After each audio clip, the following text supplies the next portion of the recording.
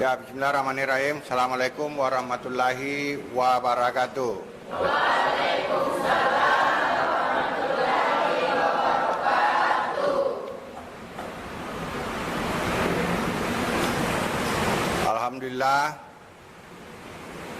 Alhamdulillahirabbil alamin wassalatu wassalamu ala asrafil anbiya'i wal mursalin.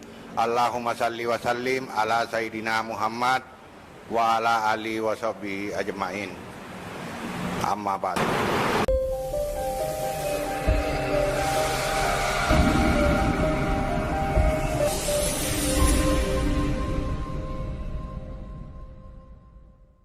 Ya, ini adik-adik sekalian, adik-adik mahasiswa dari Gerakan Pemuda Mahasiswa, bukan ya? Bukan. Ini adik-adik mahasiswa, adik-adik pemuda kita dari GPMAK.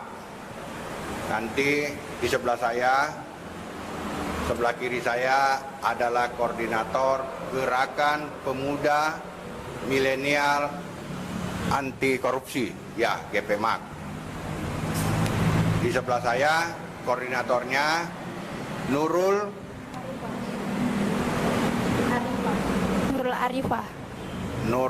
Arifah. Cantik ya namanya ya. Orangnya juga cantik. Luar biasa. Ini negara ini sangat beruntung kita jadi orang Indonesia. Ada mahasiswi masih muda, cantik lagi, mau jadi aktivis. Nah, kemudian di sebelahnya adinda kita Nurul Arifah adalah Abdul Aziz SH. Beliau aktivis 98. Jadi aktivis 98 ini adalah generasi emas negeri ini yang pernah ada, yang mengubah rezim otoriter menjadi rezim yang demokratis.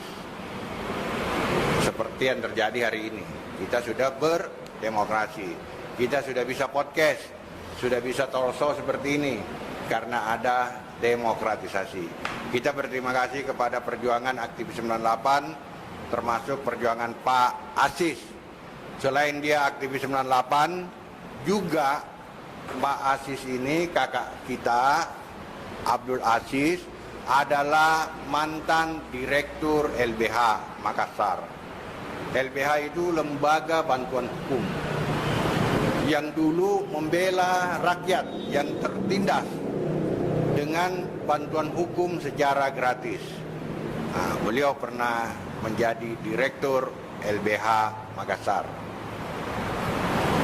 Sekarang beliau adalah seorang pengacara, lawyer. Tahu lawyer? Tahu pengacara? Sama kan? Sama dengan lawyer.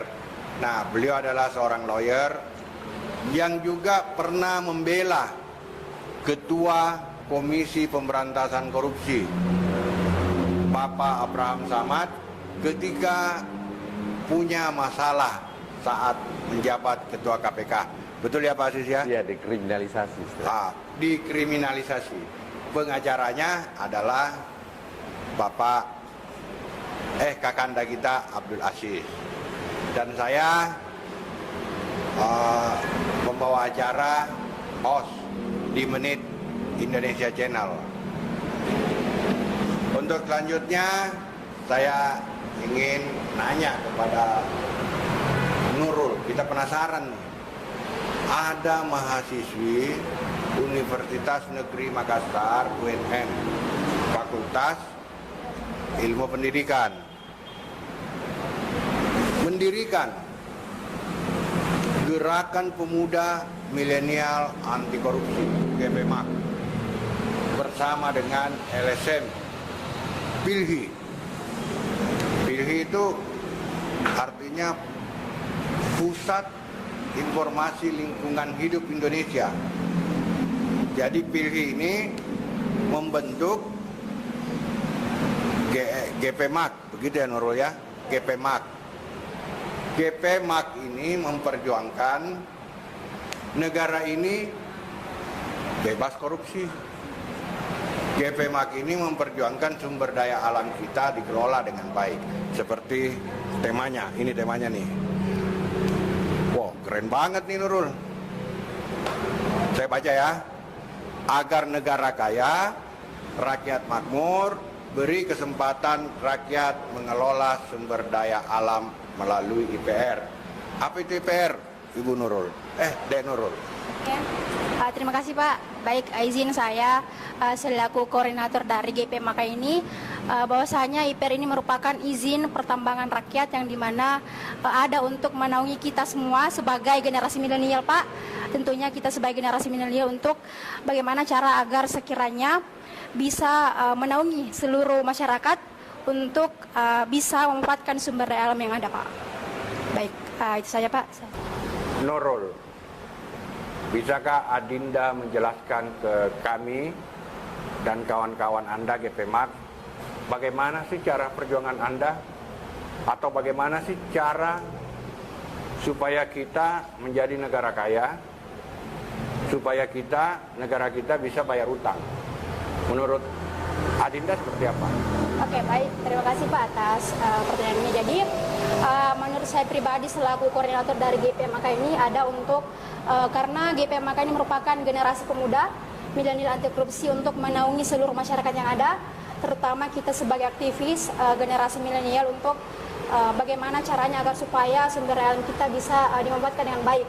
Kemudian yang kedua Pak, pertanyaannya mengapa, bagaimana caranya kita agar supaya bisa memanfaatkan sumber daya alam kita. Yang pertama, karena kita merupakan generasi milenial, seperti yang kita ketahui bahwasanya SDA ini ada karena dikuasai oleh negara asing. Nah, adanya GP Maka ini kita bisa menaungi seluruh aspirasi masyarakat untuk bagaimana cara memanfaatkan sumber daya alam yang ada, seperti karena kita merupakan negara yang memang kaya akan sumber daya alam seperti nikel, tambang, serta emas. Nah, dari beberapa sumber daya alam ini bisa kita manfaatkan untuk membayar segala utang yang ada di generasi yang akan datang, Pak. Terutama batu bara ya? Batu bara juga termasuk, Pak, iya. Batu bara, ya. Nurul, Anda punya idealisme yang sungguh luar biasa, punya cita-cita perjuangan yang hebat, ingin negara ini terbebas dari utang dengan cara pengelolaan sumber daya alam yang kita miliki seperti nikel, batu bara, dan emas, serta minyak bisa dikelola dengan baik. Nah, pertanyaan saya Nurul, apakah memungkinkan ini terkelola dengan baik dan rakyat bisa terlibat dalam mengelola sumber daya alam kita? Oke, baik Pak. Jadi terkait dari bagaimana caranya agar supaya kita sebagai masyarakat generasi milenial, masyarakat Indonesia bisa memanfaatkan sumber daya alam, karena yang pertama kita mendapatkan izin dari yang namanya IPR, izin pertambangan rakyat Pak. Nah, ini ada untuk bagaimana cara menaungi kita mendapatkan izin kepada seluruh masyarakat untuk memanfaatkan sumber daya alam yang ada Pak. Begitu. Aziz, kita tadi mendengar dari Adinda kita, seorang mahasiswi yang punya idealisme. Kira-kira menurut Pak Aziz, apa iya rakyat kita bisa mengelola sumber daya alam kita yang saat ini sudah dikuasai oleh mereka-mereka yang punya modal, dan tentu mereka punya izin seperti usaha pertambangan. Menurut Anda, pemikiran dan agenda perjuangan adik-adik ini apa memungkinkan secara regulatif? Ya, saya kira sangat memungkinkan ya, karena secara konstitusi jelas kan pasal 33. Kemudian di secara aturan itu jelas diatur di Undang-Undang Nomor 3 tahun 2020 ya, sebagai perubahan dari Undang-Undang Nomor 9 tahun 2009 soal pertambangan dan minerba, di mana di situ saya masuk di asas dulu, kan itu penting karena terutama soal asas pemanfaatan keadilan, dan terakhir lagi soal asas kepentingan bangsa. Nah, saya kira asas-asas ini sangat menentukan soal keberpihakan dan kepentingan siapa pengelolaan sumber daya alam ini. Kalau menurut Nurul, ya harusnya kepentingan rakyat, mengacu ke konstitusi tadi, kayak yang saya bilang tadi. Itu pemanfaatannya. Negara hanya mengatur dan mengelola itu. Tapi pemanfaatannya termasuk izinnya, saya kira rakyat punya hak dan punya kesempatan yang sama. Intinya Akbar, ini soal akses yang harus dibuka, yang sama termasuk kepada yang kadang-kadang dilabeli ilegal, penambah ilegal. Diatur aja isinya, apalagi Undang-Undang Nomor 3 pertama di mereka mengatur soal izin pertambangan rakyat itu kan, soal itu. Jadi rakyat memang bisa diberi izin.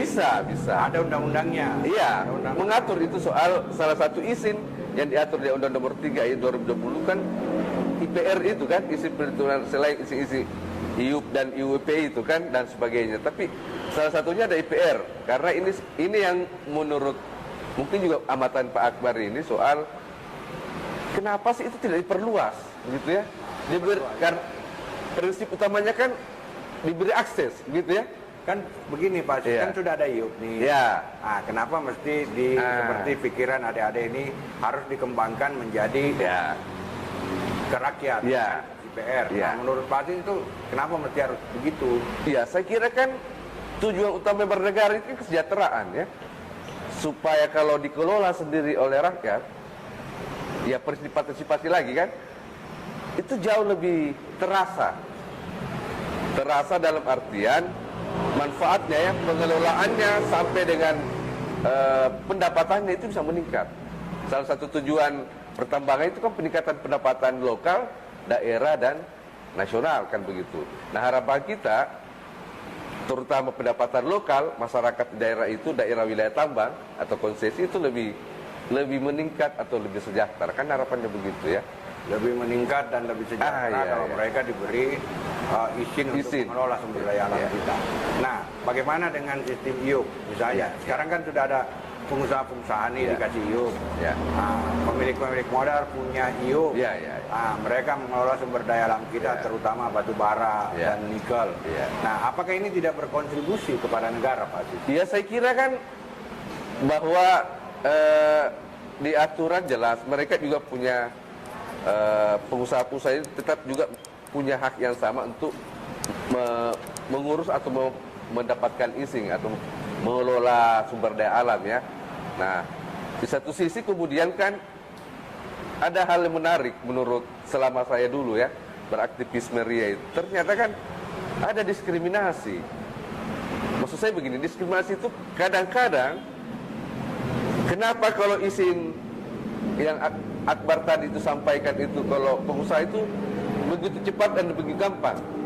Nah, tapi kemudian ketika berlangsung ternyata kan proses perizinan saja itu kan kenapa bisa cepat karena mungkin ada kos-kos yang di luar sistem. Nah, belum lagi soal penguasaan Pak Akbar yang monopoli dan manipulatif. Itu yang saya maksud. Kemudian di mana unsur kemanfaatan dan kepentingan bangsanya. Nah, sementara kadang-kadang kan juga soal pajak begitu ya. Ya, ya. Nah, gitu ya soal pajak. Selain mungkin itu pajaknya tidak tersebar ya, walaupun akumulatif, tapi kan kemudian kalau pertambangan rakyat itu kan juga bayar pajak, itu lebih banyak isi-isi karena yang saya tahu saya itu kan IPR itu untuk perorangan kan 5 hektar ya. Kalau koperasi itu 10 hektar kalau tidak salah ya. Kenapa koperasi? Saya kira itu pilihannya karena prinsip itu kembali untuk rakyat, untuk kepentingan anggota atau rakyat kan begitu. Nah sementara maaf kalau kalau IUP yang hanya mementingkan sekelompok atau satu orang itu manfaatnya tidak terlalu tersebar begitu ya. Jauh mungkin lebih faedah misalnya kalau ini menyebar ke beberapa IPR yang kemudian secara lokal pendapatan dan kesejahteraan masyarakat bisa meningkat dan pemasukan negara lewat pajak gitu ya itu bisa meningkat begitu. Yang pasti saya tambahkan lagi kalau yang banyak terjadi itu sudah jadi kasus Pak. Kos-kos endel keluar itu bermasalah. Iya. Masih ingat pengelempang pajak itu kan? Ternyata kan dikorupsi juga pajaknya kan? Ya, ya. Nah, saya kira itu sementara. Berarti dengan adanya IPR, izin pertambangan rakyat, pendapatan negara bisa bertambah Iya, oleh iya, sektor pajak. iya, iya. Nah, sekarang Bang Aziz, ini tadi adik mahasiswa kita menjelaskan bahwa negara kita ini negara kaya. Kalau SDA ini dikelola, kita bisa pakai hasilnya untuk bayar utang. Ya. Kalau kita sudah tidak ada utang, logikanya mereka, adik-adik mahasiswa ini, kalau negara ini sudah bersih, bebas utang, maka kita sudah memenuhi janji konstitusi. Ya. Indonesia makmur, Ya. Indonesia sejahtera. Nah, apa memungkinkan Bang Aziz sumber daya alam kita itu bisa melunasi utang negara kita yang jumlahnya 7 triliun lebih? Ya. Bisa nggak? Ya, saya kira itu bukan hal mustahil. Kalau dari segi fakta, Indonesia negara kaya, Pak. Maksudnya kaya sumber daya dari jumlah dan berapa jenis. Pertambangan saja, batu bara, nikel itu kan salah satu di dunia kan, dari Indonesia, dari negara kita. Terus minyak dan sebagainya kan, mineral itu kita kaya. Hanya kan pertama soal pengelolaan, baik itu soal belum sebagian itu menggunakan modal dan tenaga kerja asing, belum semuanya nasional. Kedua juga pengelolaannya, yang pertama ya belum maksimal, dan kedua ini lebih parah, koruptif begitu ya. Gitu.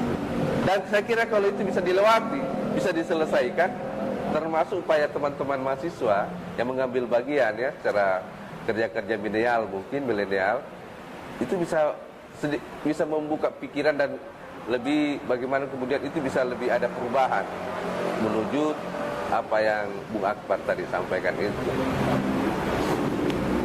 Sangat jelas Bang Aziz, semangat idealismenya masih seperti aktif 98, visinya masih tajam. Bang Aziz, tadi Bang Aziz mengatakan ya, di dalam regulasi Undang-Undang Nomor 3 Tahun 2020 itu sudah diatur tentang izin pertambangan rakyat. Tetapi berarti sejak undang-undang ini ada, 2020 sebenarnya rakyat itu boleh menambah kalau dikasih izin. Cuman tidak dikasih izin. Nah, yang dikasih izin hanya segelintir orang dalam bentuk giok yang menguasai puluhan ribu hektar ya. Nah, kira-kira Bang Aziz, kok mereka, rakyat kita yang hanya mau menambang 1 hektar, 2 hektar, 5 hektar di atas lahan mereka yang mengandung kekayaan alam seperti batu bara, nikel, kenapa tidak dikasih izin? Padahal ini dibenarkan. Ya, jadi saya kira ada pengelolaan dan proses yang menurut kami itu tidak adil ya, tidak adil. Dan tidak adilnya itu di sini secara prinsip, kenapa akses itu tidak diberi ruang yang sama? Itu kan yang soal diskriminasi itu. Kalau aksesnya sama, misalnya IUP atau IP atau IPR itu sama-sama dibuka, maksud saya itu jauh lebih adil dan jauh lebih bermanfaat, terutama untuk kepentingan masyarakat, terus dari masyarakat lokal. Dan ada yang saya bilang sebenarnya Bu Akbar, saya kira kalau kita berbicara korupsi, salah satu pilar rawan korupsi itu perizinan. Selain Adminduk perizinan, dengan kalau lelang-lelang proyek itu kan, itu kan beberapa dan sektor, salah satunya sektor pertambangan.